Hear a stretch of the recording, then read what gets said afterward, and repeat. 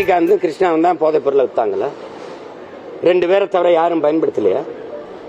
India முழுமைக்கு இருக்கு இந்த போதைப் பொருள் கலாச்சாரம், கொக்கைன். அதெல்லாம் மும்பையில் நீங்க அதானியுடைய போர்ட்ல 20 லட்சம் கோடிக்கு மேல 20 லட்சம் கோடிக்கு மேல அந்த போதைப் பொருள் வந்து நின்னதுங்கிறது நீங்க பாத்தீங்க. 20,000 கோடிக்கு மேல வந்ததுங்கிறது ஒரு இது. அந்த கப்பலை திருப்பி அனுப்புனியா, கப்பல் இருக்க சரக்கு என்ன பண்ணான்னு நான் ஒருத்தன் தான் கேட்டேன். எல்லாரும் பயன்படுத்துறாங்க. நான் கேட்கிறேன், பயன்படுத்தினா 2 பேரை கைது பண்ற, வித்தவன் எங்க?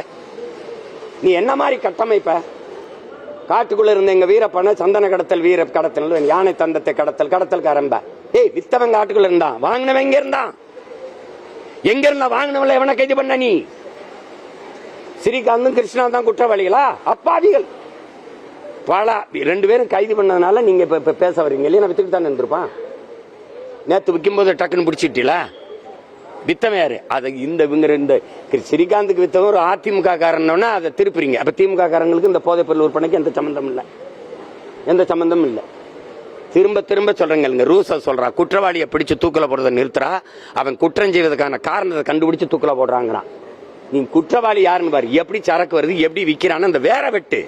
நீ இலைய கிளைய வெட்டிக்கிட்டு இருக்க. நீ பாரு, உள்ள போட்டதுனால இந்த போதைப் பொருள் விற்பனை நின்றுமா இல்ல தடுத்துக்கப்பட்டுருமா? 2 அப்பாவி பலியாயிட்டான், அவ்வளவுதான். நீங்க ஸ்ரீகாந்தும் கிருஷ்ணாவும் தான் போதைப் பொருளை வித்தாங்களா?